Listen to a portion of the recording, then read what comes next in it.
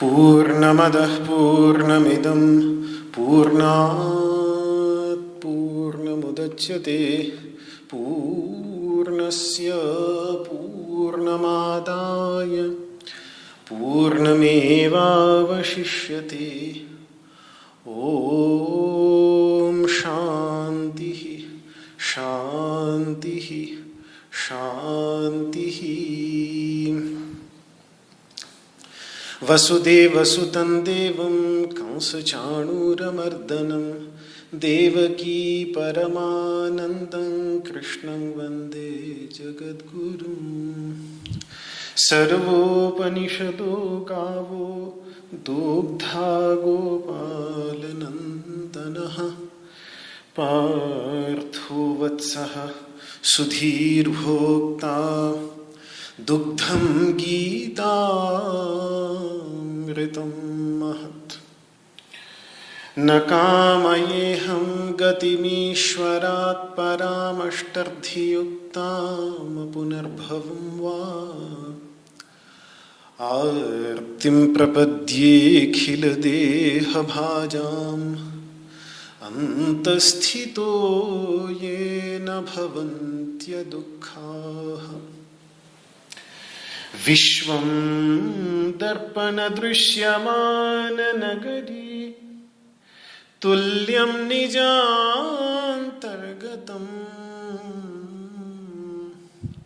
पश्यन्नात्मनि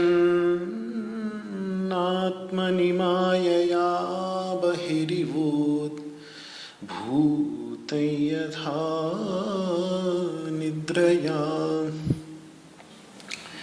यः साक्षात् कुरुते प्रबोधसमये स्वात्मानमेवाद्वयम्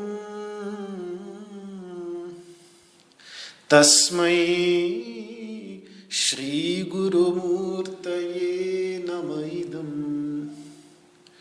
श्रीदक्षिणामूर्तये।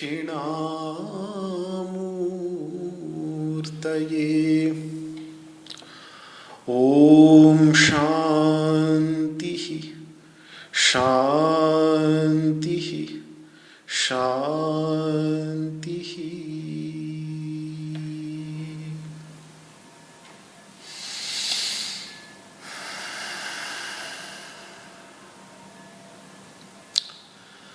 ओम नमो भगवते वासुदेवाय।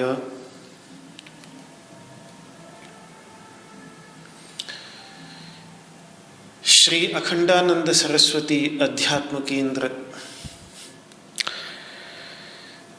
संत सेवा ट्रस्ट नेरूल नवी मुंबई के पावन तत्वावधान में श्रीमद् भगवद गीता के सांख्य योग नामक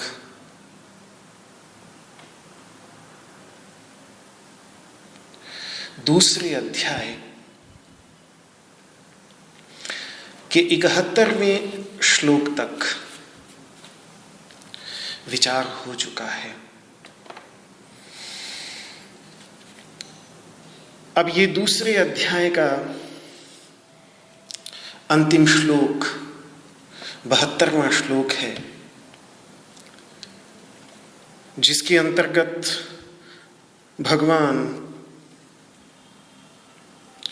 निर्वाण तत्व रूप जो आयाम है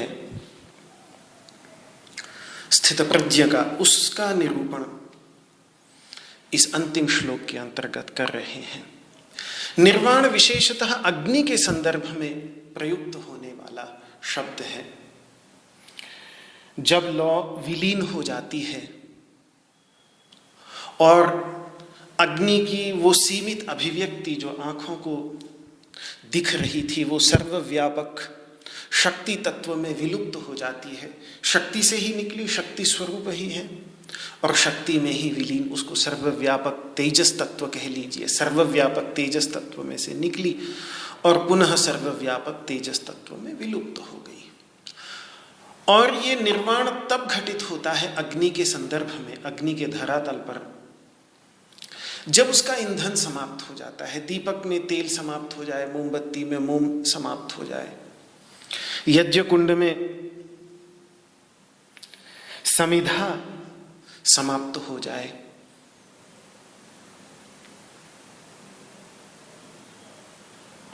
तो अग्नि का निर्वाण हो जाता है। इसी प्रकार से मन का ईंधन है विचार, संकल्प, इच्छाएं, अभिलाषाएं। जैसे जैसे ये शांत होने लगती हैं, वैसे वैसे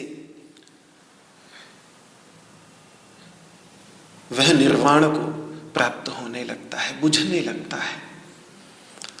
महाभारत में यही श्लोक है, विहाय सर्व संकल्पान बुद्ध्या शारीर मानसान शनैर निर्वाणमाप्नोति निरिंधन इवानलः। सभी संकल्पों को छोड़कर शरीर में और मन में विद्यमान जितनी भी शरीर संबंधी, मन संबंधी जितनी भी संकल्प हैं, उन सब संकल्पों को जब बुद्धिपूर्वक समझ के साथ छोड़ देता है तो शनैर निर्वाणम आपनोति, तो फिर धीरे धीरे वह निर्वाण को उसी प्रकार से प्राप्त करने लगता है जैसे निरिंधन इवानलः, जैसे ईंधन से रहित अग्नि। एक निर्वाण का और अर्थ निरावरण तत्व भी होता है, आवरण रहित तत्व। जब चैतन्य तत्व पर कोई आवरण न रहे और आवरण अविद्या का रहता है, तो वो अविद्या का आवरण हट जाए, तब भी उसको निर्वाण कहते हैं। तो यहां भगवान ब्रह्म निर्वाण शब्द का प्रयोग करेंगे, चूंकि उस सर्वव्यापक शुद्ध चैतन्य तत्व में निर्वाण करना होता है। ये स्थित प्रज्ञ ये शरीरपात से पहले भी, जीवन मुक्ति अवस्था में भी ब्रह्मस्वरूप ही था और पुनः शरीरपात के समय भी ब्रह्मस्वरूप ही रहा आता है, हो जाता है, रहा आता है। ऐसा उपनिषदों की स्थापना है। तो यहां उसी ब्रह्म निर्वाण अंतिम क्षण में भी यदि स्थित प्रज्ञ अवस्था में अवस्थित हो जाता है, तो वो ब्रह्म निर्वाण जो उसके मन बुद्धि सूक्ष्म शरीर का निर्वाण होता है, वो उसी शुद्ध चैतन्य स्वरूप पर ब्रह्म तत्व के अंतर्गत जीवन भर में तो था ही। क्योंकि इससे पहले के जो 2 श्लोक हैं 70 और 71, इन 2 श्लोकों में शांति जो शब्द का प्रयोग किया, शांति के आयाम का निरूपण किया, वास्तव में वो जीवन मुक्ति, जीते जी निर्वाण की अवस्था का निरूपण है। अब इस अंतिम श्लोक में 72वें श्लोक में ब्रह्म निर्वाण शब्द से विदेह मुक्ति, विदेह मुक्ति मतलब महापरिनिर्वाण, जिसको महापरिनिर्वाण कह देते हैं, उस विदेह मुक्ति की चर्चा, शरीर गिर जाने के बाद की मुक्ति की अवस्था का वर्णन इस श्लोक में किया जा रहा है। स्थित्वास्याम अंतकाले भी, अंतकाल की जब बात भगवान कर रहे हैं तो उससे ये स्पष्ट हो जाता है कि यहाँ भगवान जीवन के अंतिम क्षण तक, अंतिम श्लोक है, जीवन के अंतिम क्षण तक की बात भगवान ने कर दी। इससे पहले के जितने भी श्लोक थे वो सब जीवन के श्लोक थे। ये जीवन के अंतिम क्षण का, विशेषकर उत्तरार्ध जीवन के अंतिम क्षण का श्लोक है। पूरा का पूरा जीवन इस दूसरे अध्याय के अंतर्गत आध्यात्मिक जीवन सिमट जाता है। प्रारंभ से लेकर अंत तक सब कुछ भगवान ने अभिव्यक्त कर दिया है।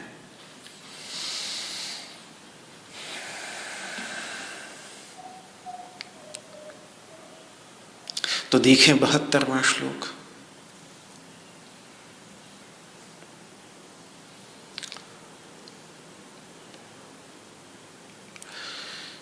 अंतिम श्लोक दूसरे अध्याय का।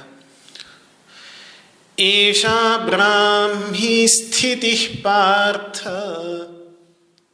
नैनां प्राप्य विमुह्यति स्थित्वा स्यामन्तकालेऽपि ब्रह्मनिर्वाणमृच्छति। एषा ब्राह्मी स्थितिः पार्थ नैनां प्राप्य विमुह्यति स्थित्वा स्यामन्तकालेऽपि ब्रह्मनिर्वाणमृच्छति। एषा ब्राह्मी स्थितिः पार्थ नैनां प्राप्य विमुह्यति स्थित्वा स्यामन्तकालेऽपि ब्रह्मनिर्वाणमृच्छति।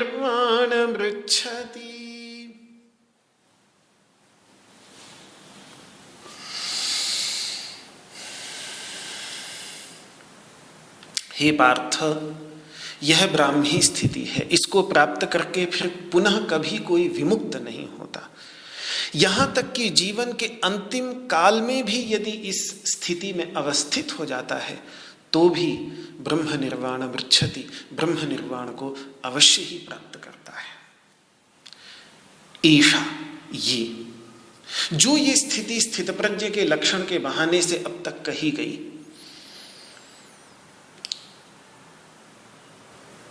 स्थिति की ओर संकेत भगवान पीछे कर आए हैं। एषा तेभिहिता सांख्ये, 39वें श्लोक में जो सांख्य स्थिति, क्योंकि उसी के बाद इसी स्थिति के साधन रूप से भगवान ने योग यानी कर्मयोग का निरूपण किया और फिर अंत में पुनः 53वें श्लोक में अर्जुन के प्रश्न पूछने से पहले 53वें श्लोक में एक बार पुनः उस स्थिति का निरूपण किया था। समाधावचला बुद्धिस्तदा योगम अवाप्स्यसि। तो ये ब्राह्मी स्थिति है।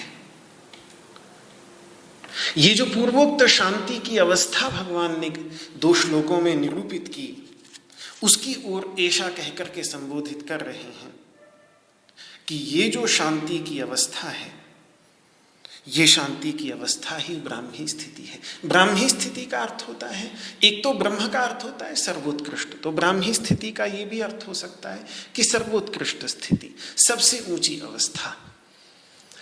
और वैसे ब्रह्म शब्द का अर्थ शुद्ध चैतन्य, तो शुद्ध चैतन्य स्वरूप में अवस्थिति, अपने शुद्ध चैतन्य स्वरूप में अवस्थिति।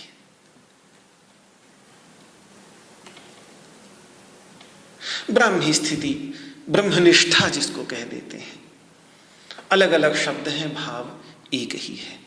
पूरे के पूरे दूसरे अध्याय को इस ब्राह्मी स्थिति के अंतर्गत वास्तव में समेटा जा सकता है। एक शब्द के अंतर्गत पूरा का पूरा दूसरा अध्याय, सांख्योग नामक दूसरा अध्याय जो है ये वास्तव में ब्राह्मी स्थिति का ही प्रतिपादक दूसरा अध्याय है। क्योंकि पहले ही श्लोक में जैसे भगवान ने मुंह खोला, तो मुंह खोलते के साथ जिस स्थिति का वो वर्णन कर रहे हैं, अशोच्यानन्वशोचस्त्वं प्रज्ञावादांश्च भाषसे, इतना तो अर्जुन को कहा। उसके बाद गतासु न गतासुश्च नानुशोचन्ति पंडिताः, पंडित आत्मविषयक बुद्धि से संपन्न जो हैं वो शोक नहीं करते, न अनुशोचन्ति, वो शोक नहीं करते।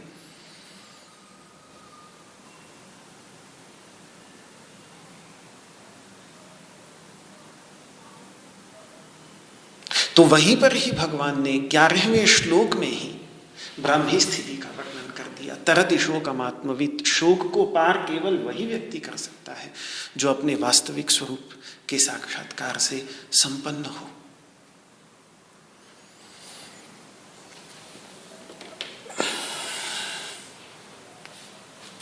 तो पहले ही श्लोक में 11वें श्लोक में भगवान ने ब्राह्मी स्थिति का वर्णन किया। उसके बाद देही के संदर्भ में भगवान ने बहुत उपदेश दिए। फिर ईशा ते विहिता सांख्ये में फिर से, और अब यहां अंत में प्रजहाति यदा कामान, ये स्थित प्रज्ञ दर्शन विषयक जितने भी श्लोक हैं उनमें उसी ब्राह्मी स्थिति के ही वास्तव में लक्षण प्रस्तुत किए गए। तो ये अब तक जो मैंने दूसरे अध्याय में स्वयं भगवान उसको समेटते हुए कह रहे हैं कि 2 शब्दों में कहा जाए तो मैंने तुझे ब्राह्मी स्थिति का, ऐसा ब्राह्मी स्थिति, हे पार्थ, ये ब्राह्मी स्थिति का मैंने तुझे उपदेश दिया। पार्थ का वैसे तो सीधा सीधा अर्थ होता है प्रथा का पुत्र। प्रथा का पुत्र, भगवान को बड़ा अपनापन था माँ कुंती से, क्योंकि उनके पिताजी की बहन थी, बुआ लगती थी। और पार्थ प्रथा नाम से तो बहुत अधिक अपनापन था, क्योंकि बाद में जब महाराजा कुंती भोज ने गोद ले लिया था तब उनका नाम बदलकर कुंती रखा गया था। उससे पहले जब अपने पिता के घर में थी तो उनका नाम प्रथा ही था। और उनके साथ उनके पुत्र होने के कारण इनको पार्थ कहते थे। लेकिन इसका एक और गहरा रहस्य भी है संस्कृत में। संस्कृत व्याकरण की दृष्टि से पातीति पह, प का अर्थ होता है, पा मतलब रक्षा करने वाला। तो अपने वास्तविक स्वरूप को प्रकाशित करके जो मुमुक्षु को संसार से अर्थात अविद्या से और अविद्या जनित जन्म मृत्यु के चक्र से जो बचाता है, उस परमात्मा को भी प कहते हैं, प। और उस प को जो अर्थयते, उस प का जो अर्थ मतलब अर्थयते वांछति, जो के जैसे विद्यार्थी जो केवल विद्या चाहता हो उसको विद्यार्थी कहते हैं। इस प्रकार से जो केवल प को ही चाहता हो, उस संसार मृत्यु से सुरक्षा प्रदान करने वाले, अज्ञान से सुरक्षित रखने वाले, तमोगुणात्मिका माया से बचाने वाले उस शुद्ध चैतन्य स्वरूप तत्व की ही जिसके अंतर्गत वांछा है, इच्छा है, कामना है, उसी को कहते हैं पार्थ। तो ये मानो प्रत्येक मुमुक्षु को संबोधित करके भगवान कह रहे हैं कि हे पार्थ, हे मुमुक्षु, नैनाम प्राप्य विमुह्यति, इस स्थिति को जो प्राप्त कर लेता है वो स्थित प्रज्ञ महापुरुष कभी भी पुनः विमोहित नहीं होता। मोह अर्थात अज्ञान, आत्म स्वरूप विस्मृति के गर्त में वो पुनः कभी नहीं गिरता।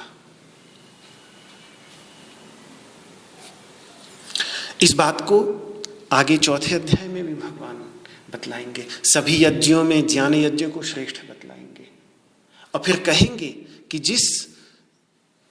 जब गुरुजनों के पास में जाकर प्रश्न पूछा जाता है तो फिर जब वे ज्ञान का उपदेश करते हैं तो यज्ञात्वा न पुनर्मोहमेवं यास्यसि पांडव, हे पांडव, जिस ज्ञान को प्राप्त करके तुम पुनः मोह को नहीं प्राप्त होगे। वहां पर भी ये बात आगे और स्पष्ट करेंगे अभी तो, लेकिन यहाँ पर इतना समझने को है कि एक बार जब रस्सी का ज्ञान हो जाने के कारण सांप के भ्रम की निवृत्ति हो गई तो पुनः उसी का वही भ्रम उत्पन्न होना लगभग असंभव ही है। वैसे एक बात है कि रस्सी स्थूल पदार्थ होने के कारण वहां ये कहना सरल है कि चलो एक बार पता चल गया कि ये सांप नहीं, ये तो रस्सी है, तो दोबारा फिर थोड़ी देर बाद दोबारा वहां है तो सांप का भ्रम नहीं उसमें होगा, क्योंकि उसको पता चल गया। पर वो इसलिए क्योंकि रस्सी स्थूल पदार्थ है। आत्मतत्व जैसे सूक्ष्म पदार्थ के संदर्भ में ये कह पाना जरा कठिन है। और पीछे विचार भी किया था,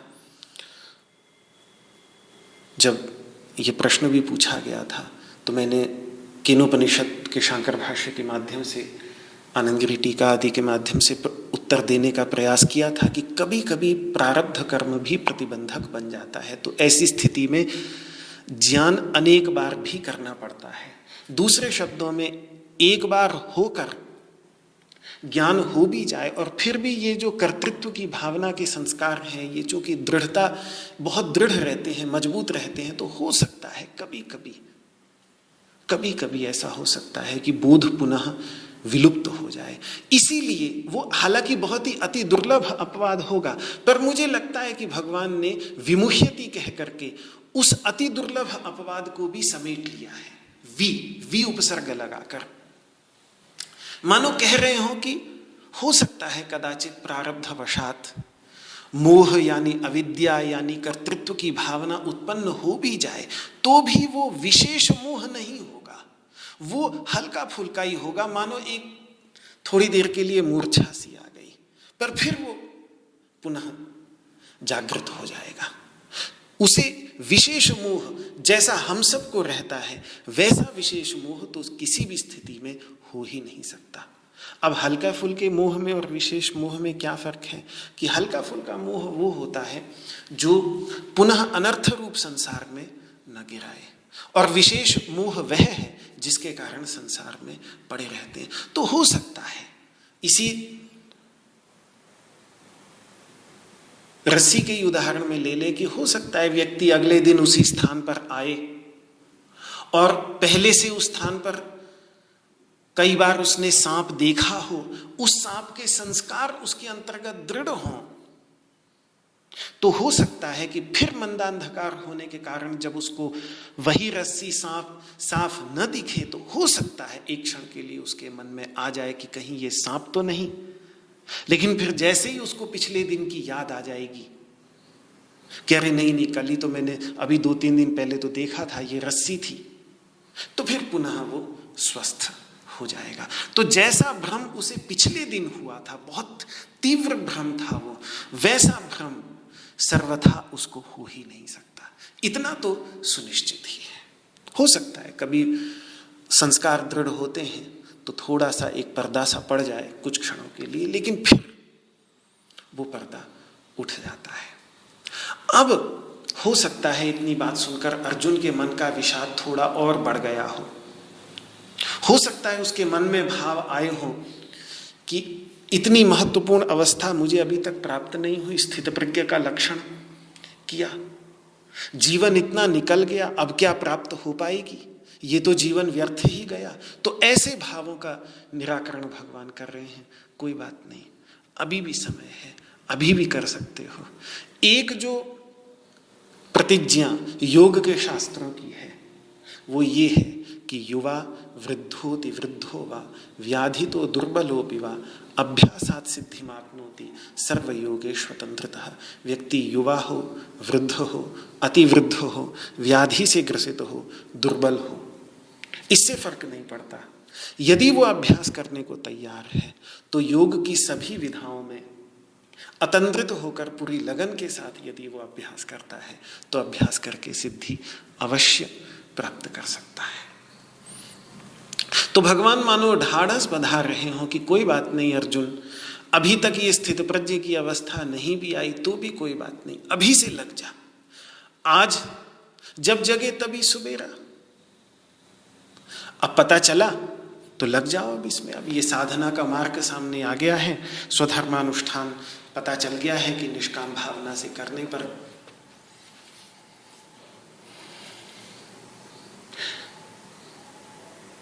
एक इस दिशा में आगे बढ़ाने वाला है तो लग जाओ इसमें।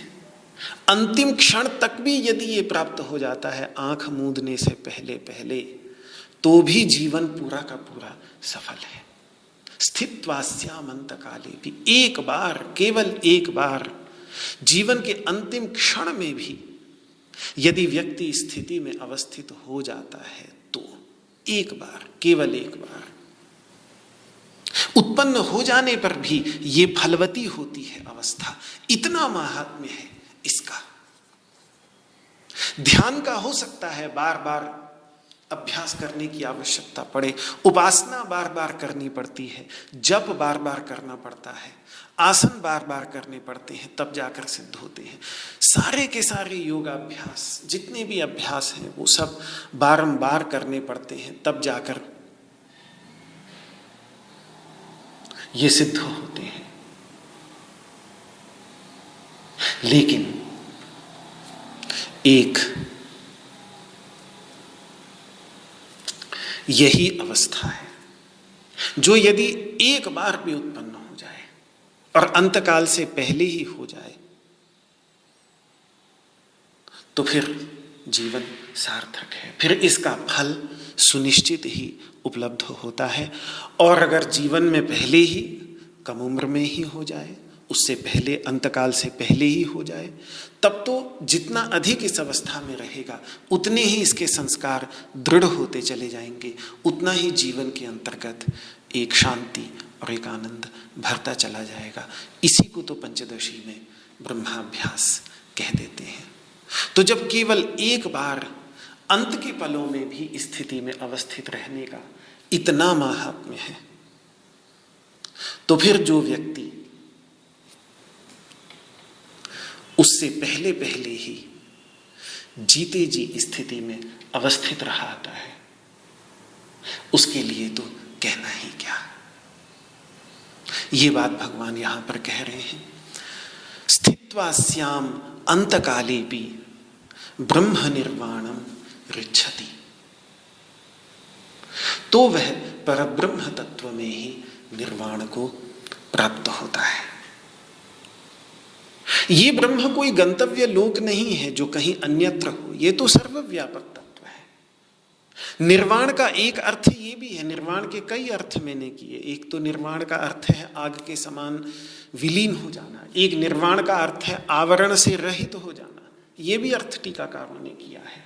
एक निर्वाण का अर्थ होता है गमन रहित स्थान, क्योंकि वान का अर्थ गमन भी होता है, तो जिसमें कोई गमन आगमन न हो, जिसमें आना जाना न हो,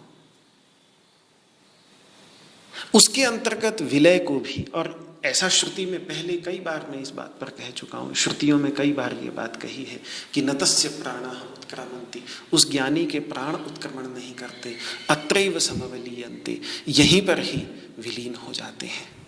तो वो कहीं उत्क्रमण करके अन्यत्र कहीं नहीं जाते, अपितु यहीं सर्वव्यापक तत्व में विलीन हो जाते हैं। जीव को ब्रह्म की प्राप्ति कहीं किसी और स्थान या देश में जाकर नहीं होती, अपितु उपाधि का विलय हो जाने पर यहीं इसी समय हो जाती है।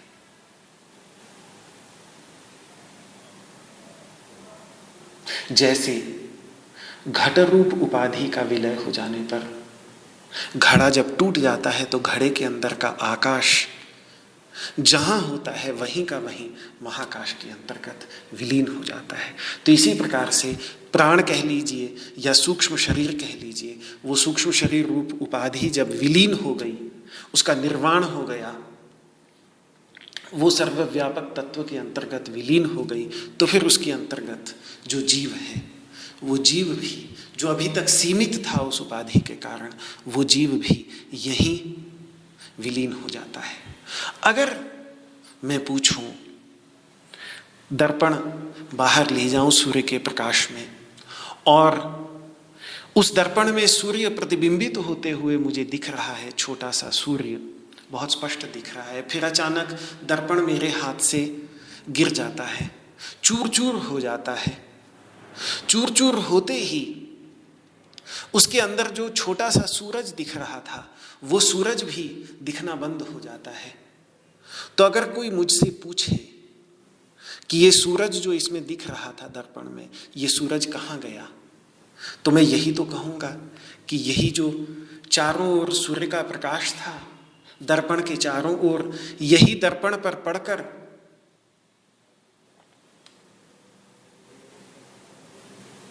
सूर्य के प्रकाश के समान, एक छोटे से सूर्य के समान, ये जो चारों ओर व्याप्त था सूर्य का प्रकाश, ये दर्पण में प्रतिबिंबित होकर सूर्य के समान प्रतीत हो रहा था। लेकिन अब ये दर्पण नहीं रहा, तो सीधी सी बात है कि वो जो छोटा सा सूर्य दिख रहा था, वो इसी दर्पण के चारों ओर विद्यमान प्रकाश जो उसमें प्रतिबिंबित हो रहा था, उसी के परिणाम स्वरूप वो छोटा सा सूर्य दिख रहा था।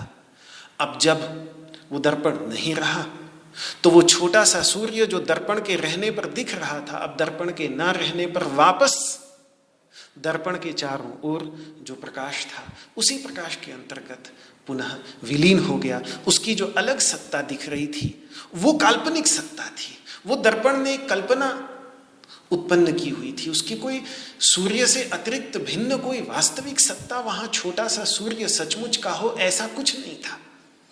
बस एक अलग सा दिख रहा था। उस महान सूर्य से उस जैसा छोटा सा सूर्य यहां पे दिख रहा था बस।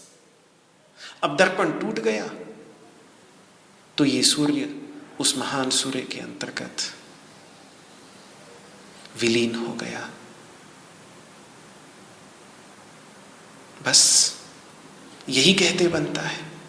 तो वही हम कहेंगे कि अब वो दर्पण में जो छोटा सा सूर्य है, वो सूर्य निर्वाण को प्राप्त हो गया। बस इसी तरीके से जीव तत्व भी प्राण रूप उपाधि के विलय से, पर प्राण यानी सूक्ष्म शरीर, सूक्ष्म शरीर, स्थूल शरीर तो बहुत आसानी से विलीन हो जाता है। हमेशा मृत्यु के क्षण में सूक्ष्म स्थूल शरीर ही विलीन होता है। सूक्ष्म शरीर का विलय जरा कठिन है। सूक्ष्म शरीर बना रहता है मृत्यु के बाद भी, वही तो अगले जन्म में जाता है, वही जन्म जन्मांतर में जाता है।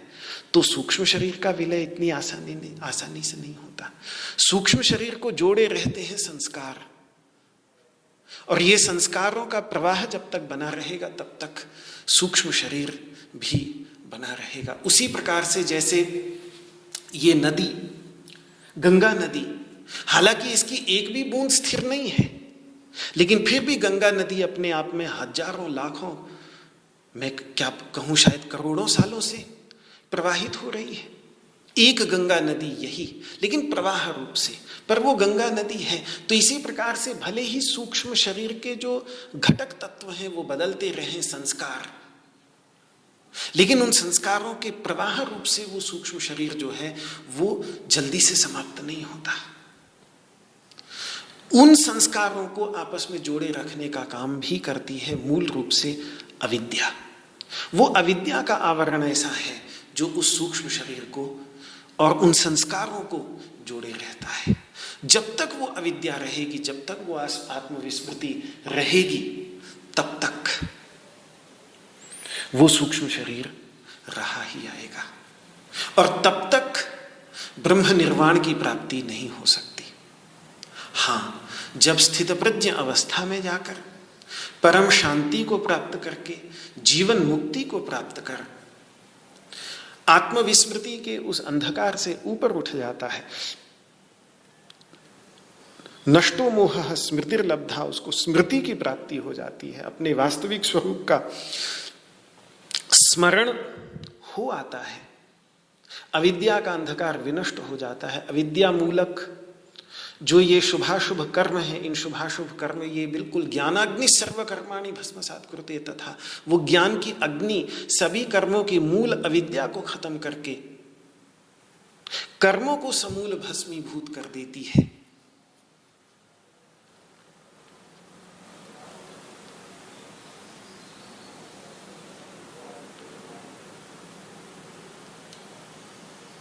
तब जाकर अंत में फिर प्रारब्ध कर्मवशात सूक्ष्म शरीर तब तक रहा आता है जब तक इस जीवन कि प्रारब्ध कर्मों का भोग करना है। और फिर जैसे ही प्रारब्ध कर्मों का भोग समाप्त हुआ तो फिर आगे ले जाने वाला कोई कर्म संस्कार न रहने के कारण यहीं पर ही फिर वो सूक्ष्म शरीर रूप उपाधि भी विलीन हो जाती है और ये उस सर्वव्यापक चैतन्य सत्ता से अलग प्रतीत होने वाला जो ये जीव, जो हम अपने अंतर्गत एक सीमित चेतना, सीमित चैतन्य के रूप में उसका अनुभव करते हैं, वो फिर उस सर्वव्यापक तत्व के अंतर्गत विलीन हो जाता है। ये बात भगवान ने ब्रह्म निर्वाणम मृच्छति के माध्यम से कहा। और इसके लिए केवल एक बार, यदि अंतिम क्षण में भी एक बार भी वो ज्ञान का प्रकाश प्रकाशित हो जाता है और अंतिम क्षण में शरीर छूटने से पहले भी अगर उस ज्ञान की अग्नि ने सारे के सारे अज्ञान को और कर्मों को भस्मीभूत कर दिया और उस आनंद स्वरूप तत्व की अवस्था में साधक चला गया, तो फिर ये ब्रह्म निर्वाण उसको प्राप्त हो ही जाता है। इसमें भगवान पूर्ण विश्वास के साथ कह रहे हैं। तो इस प्रकार से ये जो सांख्योग नामक दूसरा अध्याय श्रीमद् भगवद गीता का है, ये अंतिम श्लोक समाप्त होता है। अब यदि संक्षेप में देखें कि दूसरे अध्याय के अंतर्गत क्या कहा गया, तो सबसे पहले हमने अर्जुन का शोक देखा। वो तो पहले अध्याय में भी देखा, थोड़ा भगवान ने उसको डांटा भी, खड़े हो जाने के लिए कहा, लेकिन अर्जुन अपना रोना रोता ही रहा। लेकिन उसमें भी उसने शरणागति भी ली, निश्चित श्रेय को प्राप्त करने की इच्छा भी व्यक्त की और वैराग्य भी दिखाया कि त्रिलोकी का साम्राज्य भी मुझे मिल जाए तो भी मेरे इस शोक को समाप्त करने वाला कुछ ना होगा। अब जब भगवान को लगा कि इसने शरण ले ली है, वैराग्य भी इसके अंतर्गत है, तो फिर उसके शोक की निवृत्ति के प्रयास में भगवान लग गए। 11वें श्लोक से सबसे पहले उन्होंने ज्ञान का उपदेश किया। विशेष करके जो देह के अंतर्गत चैतन्य तत्व है देही, उसका वास्तविक स्वरूप क्या है, उसके वास्तविक स्वरूप का निरूपण भगवान ने 30वें श्लोक तक करते हुए अर्जुन के शोक की निवृत्ति करने का प्रयास किया। 11वें श्लोक से 30वें श्लोक तक देही के वास्तविक स्वरूप का, इस देह के अंतर्गत विद्यमान जो चैतन्य तत्व है, अभी अभी जिसके बतलाया कि वो ब्रह्म निर्वाण को प्राप्त कर लेता है, वो अलग सा प्रतीत होने वाला, ईश्वर से अलग सा प्रतीत होने वाला, जैसे सूर्य से अलग सा प्रतीत होता है ये दर्पण में प्रतिबिंब, इसी प्रकार से उस सर्वव्यापक चैतन्य सत्ता से अलग प्रतीत होने वाला जो ये छोटा सा चैतन्य हमारे अंतर्गत है, पर इसका वास्तविक स्वरूप वही है जो सर्वव्यापक है।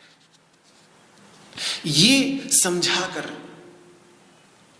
क्योंकि शोक की निवृत्ति पूरी तरह से करने वाला सत्य यही है और कुछ नहीं।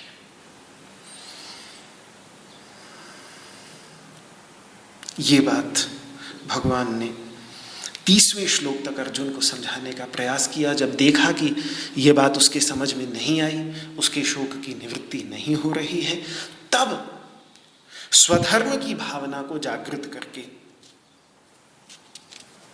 क्षत्रिय धर्म जो स्वधर्म है, अपना कर्तव्य है, उसकी अवस्था को जागृत करके भगवान ने उसके शोक की निवृत्ति करके युद्ध में लगाने का प्रयास उसको किया। 37वें 38वें श्लोक तक ये हमें दिखा।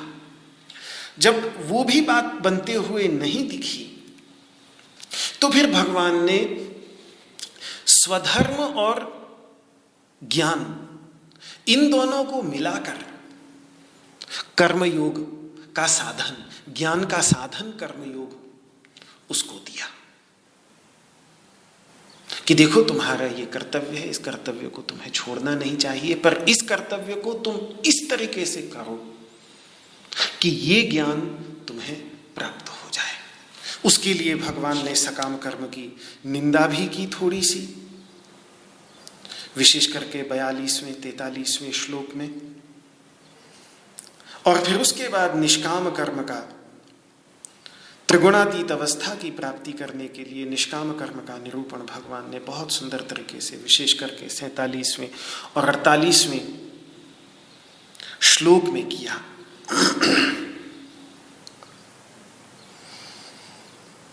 और फिर धीरे धीरे और गहराइयों में ले जाते हुए समाधि की गहराइयों में, वही पहले फिर ज्ञान का, पहले तो ज्ञान का निरूपण कर दिया, फिर ज्ञान के साधन रूप से कर्मयोग का निरूपण कर दिया, फिर कर्मयोग का फल जो अंतःकरण की शुद्धि है, उस अंतःकरण की शुद्धि का निरूपण भगवान ने किया।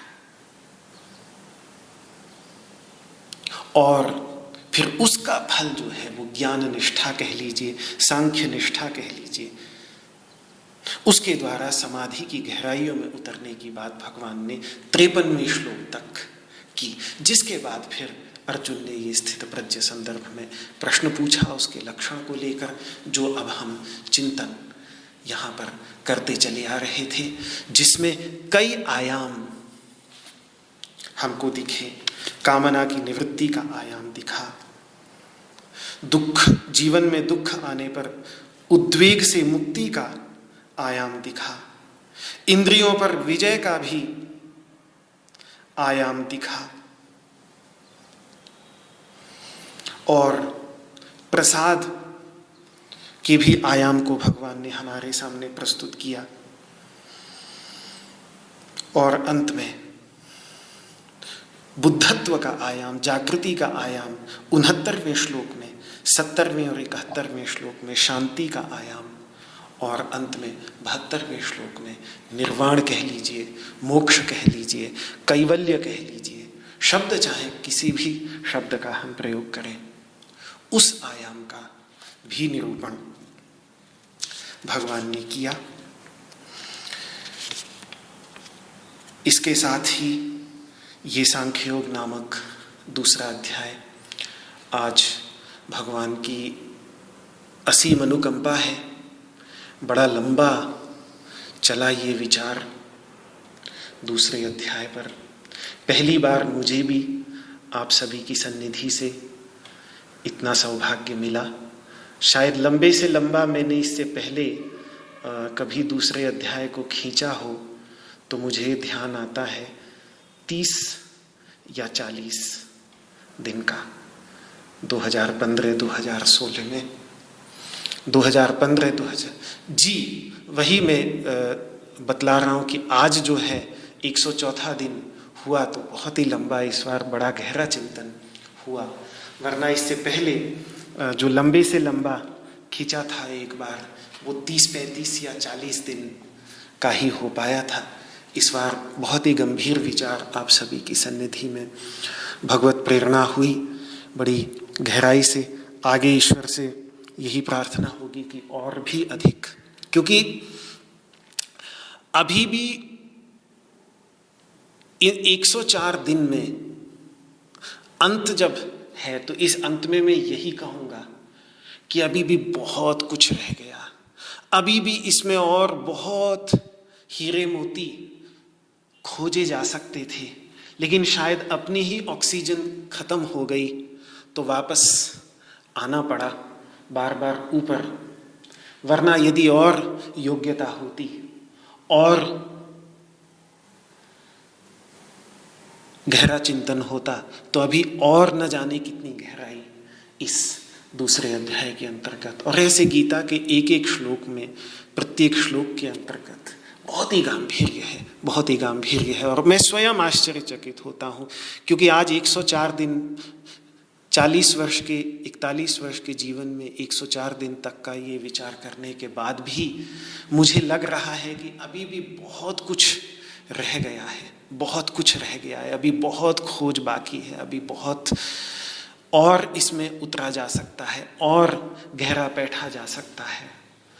तो मुझे खुद आश्चर्य हो रहा है, स्वयं अपने पर आश्चर्य हो रहा है कि क्या सोचा न था कि श्रीमद् भगवद गीता के अध्यायों में इतनी गहराई हो सकती है। गुरुजन कहा करते थे, लेकिन आज पीछे मुड़कर देखता हूँ तो लगता है कि मेरे भी अनुभव में आ रहा है कि वास्तव में बहुत गहराई है।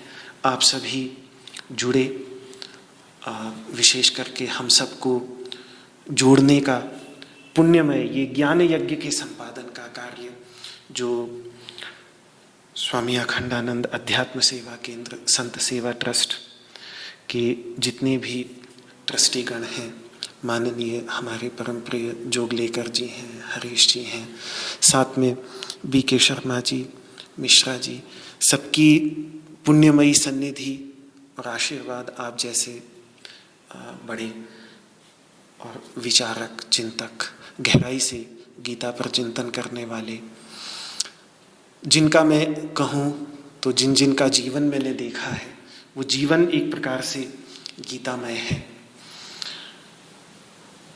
माननीय सारस्वत जी भी हैं।